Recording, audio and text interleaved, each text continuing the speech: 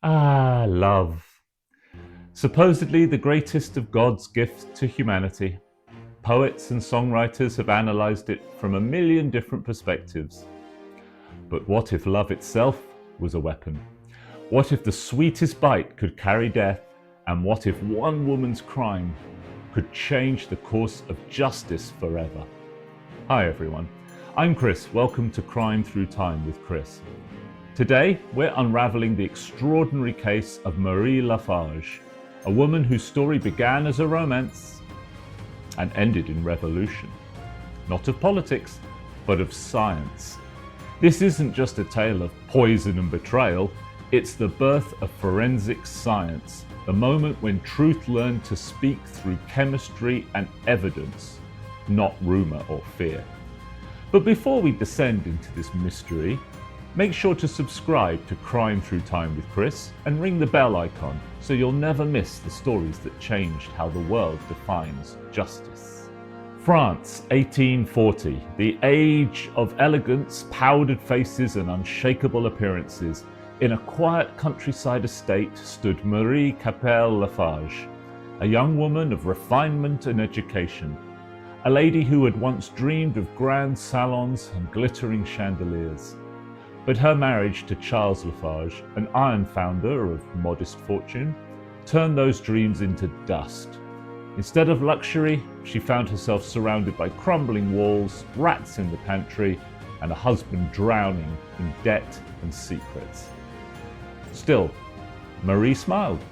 She wrote letters home about her bliss, baked cakes, played the piano, but all the while the flame of resentment smouldered behind her eyes. Then one December morning, Charles left for Paris on business, and Marie, in a gesture of affection, sent him a cake. But that cake carried something more than sugar and flour. When Charles and his friends shared it on the road, they fell violently ill. Suspicion flickered, but love has a way of blinding reason. Charles returned home, pale and weak, and Marie welcomed him with care. Meals prepared by her hand, drinks poured by her touch. Days later, he was dead. The whispers began immediately. Servants spoke of arsenic, bottles hidden, powders used under the pretense of cleaning. And when investigators searched the house, they found traces of poison. Marie Lafarge was arrested, her beauty and composure turning her into both villain and spectacle. But this time, something unprecedented would happen. For the first time in human history, science stepped into a courtroom.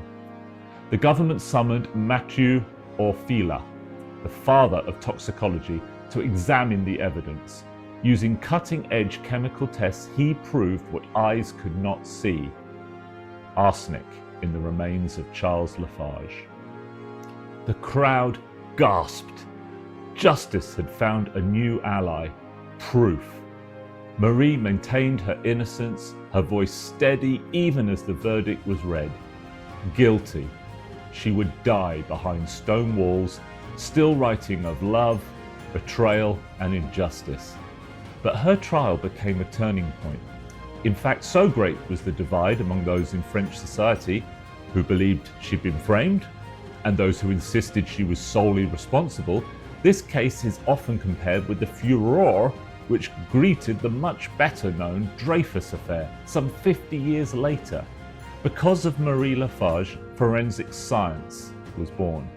A cake laced with poison became the symbol of a new age, one where evidence began to speak louder than suspicion. Marie Lafarge left behind more than tragedy. She left behind a question. Can truth ever be pure when humans are the ones testing it? Feel free to offer your answer to that, along with any other opinions in the comments section. This has been Crime Through Time with Chris. If you enjoyed this journey into the dark origins of modern justice, don't forget to subscribe, hit the bell, and join me next time as we uncover more stories where crime reshaped history itself and where love doesn't always conquer all.